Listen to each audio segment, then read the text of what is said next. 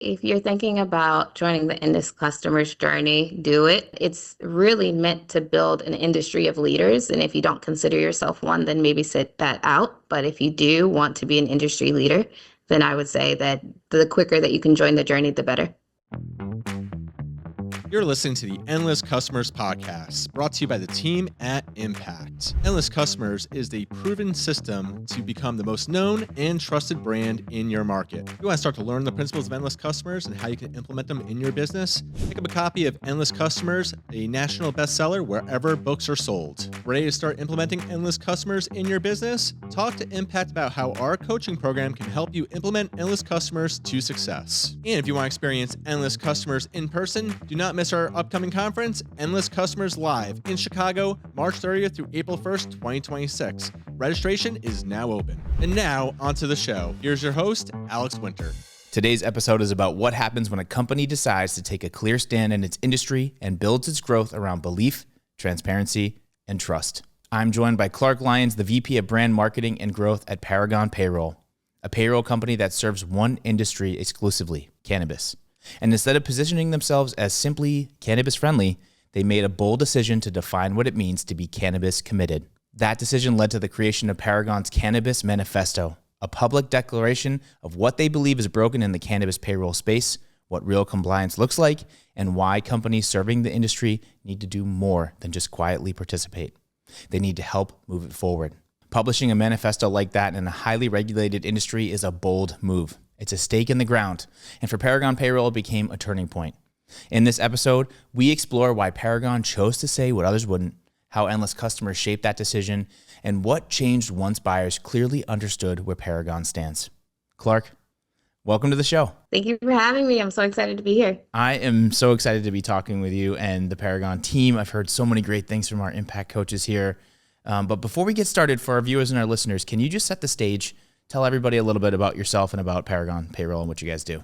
Absolutely. Hi, I'm Clarke Lyons. I am the VP of Brand and Marketing as well as Growth Strategy here at Paragon. And Paragon Payroll is a payroll company that helps with cannabis companies and making sure they're compliant. Very cool. Very cool. So I guess my first question, just to kick things off, because you're in the cannabis space, it sounds complicated, like highly regulated. Every state's different. There's all sorts of laws and rules, and some states are okay with it, other ones aren't. How does that play into your day-to-day and just how operations work at Paragon? Yeah, I think it's really important. It's funny you say that because Paragon, we're going to probably hop into this later, but Paragon is very committed to the cannabis space, and the nuances mean that our team has to be well vetted and well invested in the growth of new businesses, existing businesses. It's a legacy market. So how we show up, it really depends on where someone is located and what their needs are. But ultimately, we are here to support cannabis businesses legally in this space and to regulate themselves the right way and to make sure that we're keeping them compliant. We want them to be thriving, and we believe in their ability to be a thriving business. Yeah, absolutely. I think that's so important too. Just like the manifesto of the company, you have to support it from the ground floor because otherwise these companies aren't going to get the support and the information that they need. So how does that play into like your growth strategy compared to like a traditional payroll company? Because this seems a little bit different than what typical payroll companies are doing. Yeah, I would say honestly, payroll is, I would say, in a traditional market, payroll isn't as detrimental. I think operating in cannabis forced us to have to confront something that traditional markets don't have to think about, which is trust building and ensuring that we follow through and that we don't leave them hanging. It is a volatile market. It's a very difficult market for a lot of people. And, something very small could cost someone their business completely. And I think that Paragon well knows their responsibility in this market. And so I think the biggest hurdle and the biggest difference is the trust building aspect and making sure that people understand the brevity of having a trusted, vetted partner. Absolutely. I couldn't agree more. Trust is such a huge pillar in doing business in any, doesn't matter what space or industry, it doesn't matter what your interest is a major principle that we believe in strongly here at Impact. And if you've read Endless Customers or know anything about Endless Customers, that's like the root of it. So can we talk a little bit about what was broken and how payroll companies, especially you guys, started helping the cannabis industry? Because I'm sure there's a lot of regulation, but like this is still a new thing in a lot of places. Here in Connecticut, we're pretty up with it. Like it's been legal here for a few years now, but how are you helping companies show up and do this correctly? Yeah, I would say similar to what we were talking about before. Most payroll companies, especially in the cannabis space, saw this as a revenue opportunity, a revenue stream. They're like, okay, great. We're going to hit the ground running. Cannabis is legalized. Let's just get as many business owners as possible to sign with our company. But what was broken, kind of to answer your question, is vendors were charging inflated cannabis taxes just because, the people in the space were cannabis specific, with no real added value as to why they were charging them more. They would say we support cannabis companies, but they disappeared when accounts, were flagged by banks, especially if they were banking with federal banks. They didn't invest in education. They didn't invest in compliance clarity. They weren't providing any educational support for new excited business owners to feel like they had some sort of business acumen, particularly in this space, to move forward with clarity. I would also say that they didn't really care about the community health. They weren't immersed into fostering actual community growth and lateral ecosystems. Just in general, I think it was a very predatory space for a lot of new business owners and current business owners that just didn't know that they were with predatory companies. Yeah, that it makes sense when you say it, but I've never really thought about it that way, that there are predators out there and you have to be careful. Mm-hmm. So I've seen it here in my notes that you guys have this manifesto. Can you explain a little bit about how this came to be and what the manifesto is and how it helps run things at Paragon? Yeah, so kind of what we were alluding to earlier, where trust is such an inherent piece of this industry.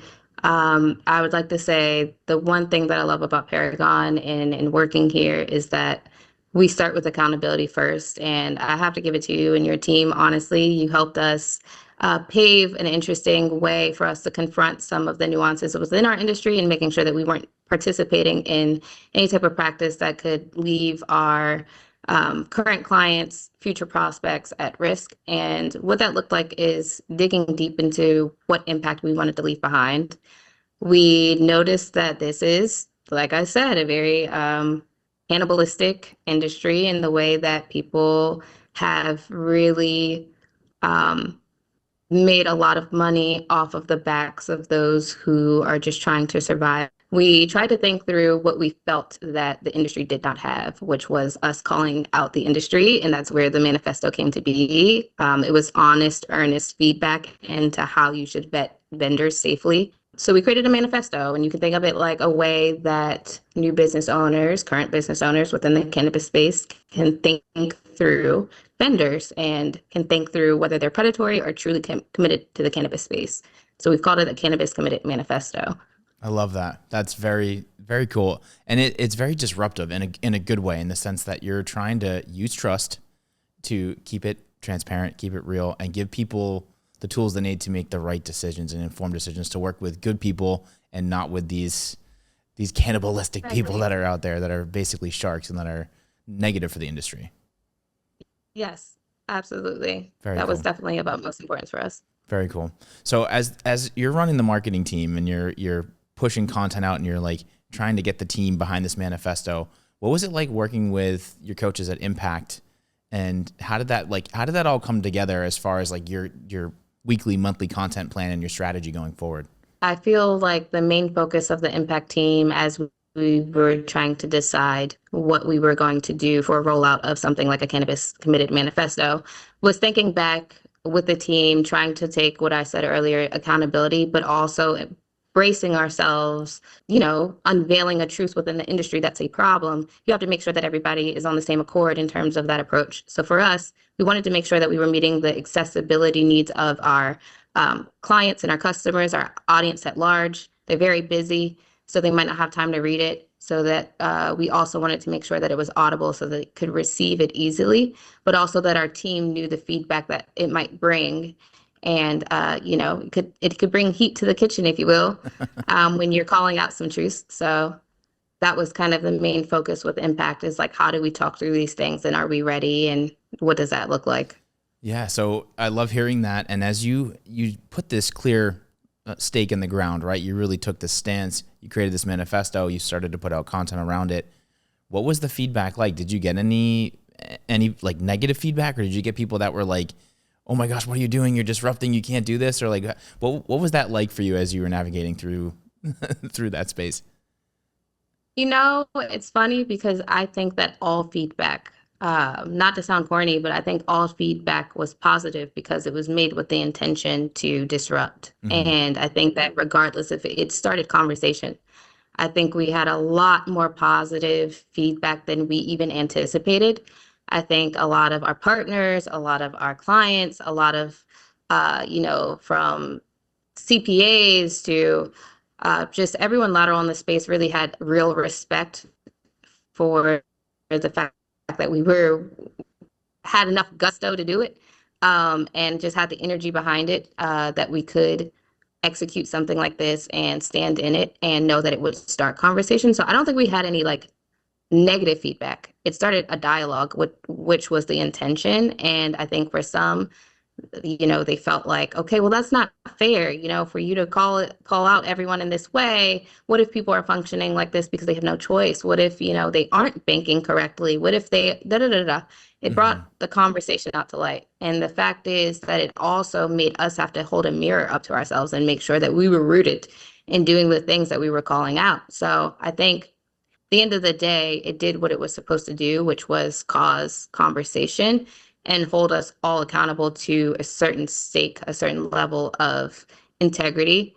We're all across the board, we're talking through these things and making sure that we're rooted in forward momentum of the community, and making sure that we're meeting the needs of the people that deserve to have thriving businesses and don't deserve to have any type of service or any type of partnership that is lackluster just because they're in the cannabis space. Yeah, absolutely. No, I love that you staked your claim and you really just leaned into it and kept it real. Were honest and tried your best to build trust and almost like pull the veil back on what was going on. How did that is heading up the marketing team, creating this content, creating this manifesto? How did the leadership team play into this? Because it sounds like this is a very brave step to take as an organization. Was this from the top down? Like, was everybody bought in and just like supporting this movement forward, or what was that like for you and for your team? Yeah, I think initially when we were setting out, it was not a manifesto. It was really, okay, where are the problems in this industry? Where do we feel like the industry really needs to take a leap forward in progression, ourselves included? Mm-hmm. And where can we best execute a piece that would cause some sort of forward momentum? And I think that initially, yes, it started from leadership. Leading reasons why we even came up with a manifesto is because we saw so many people being dropped. They would come to Paragon terrified to have a payroll partner, which is very abnormal. You should not be afraid to have your people get paid on time in the right way. You shouldn't be afraid of Right. being compliant. You shouldn't be afraid of going to the people that are meant to help you. You Mm-hmm. should be uplifted and eager that you will have a peace of mind.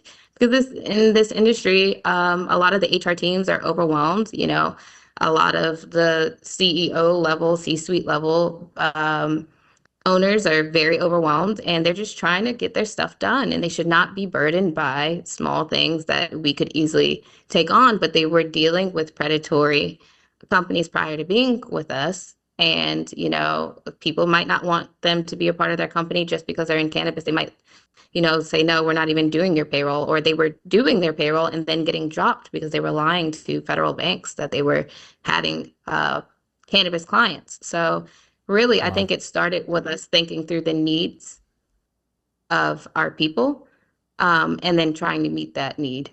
So I would say our leadership team really band together and tried to think through what are the top priorities that we see day in and day out as problems, and how can we build something to challenge those notions. Got you. No, that makes a lot of sense. Thanks for clarifying that.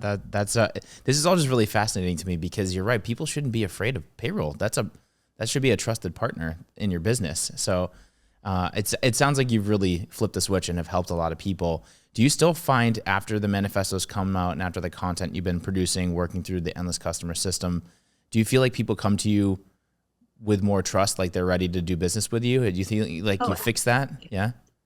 Absolutely. I don't think it's ever a fix though, because, the climate right now is ever evolving. So I don't think it's ever a fixed situation. I think it always evolves to something else. But I would say that for the amount of times that we've gone to an event, I lobbied at NCIA on behalf of in DC, I lobbied for business owners to receive the right fair treatment. And when we're at events, people come up to us and they're like, I read the manifesto. I feel seen. I feel supported. I'm thankful that someone taught me the ways to approach, the industry. I never knew to think of it this way. I didn't know there was anything wrong in them charging me more. Or we've been burned before, but this is a different way of approaching it. And even if they don't come to us, at least they know the right way of thinking for lateral businesses or lateral vendors. And I think a lot of people don't want a vendor. They want a partner. They want somebody that they can look towards and trust that they are well guided through the process, because it is a volatile industry. It's ever evolving, ever changing. Like I said, it's a legacy market. So there's some inherent wisdom and inherent problems that this industry just kind of gets as a generational shoe into it being legalized. And I think that they need people that are supporting them from ground level and have been rooted in cannabis in a way that is not exploitative to their experience. Yeah. They just want to make sure they're paying their people on time, and that their company can continue to grow and maintain and sustain. Yeah. So I think, if anything, it has been a really positive momentum, just because they actually feel mentally seen and validated, or they feel like they've learned something and know a new approach to how to step forward as the better business owner. Got you. Yeah, that makes sense. Nice. So I'm curious, had you heard of Endless Customers before engaging with Impact, or because clearly you have marketing experience, this isn't your first rodeo. Have you ever heard of the system before? Is this new to you? And what was that like going through it as you learned it? It's interesting because I heard it in passing, because Brian McVicker, shout out to him. He is the person who came to me first and was just like, I think this team is incredible. I saw them speak. I saw a book that they had, and I think that they would do wonders for our team. I'm curious about them. Have you ever heard about them?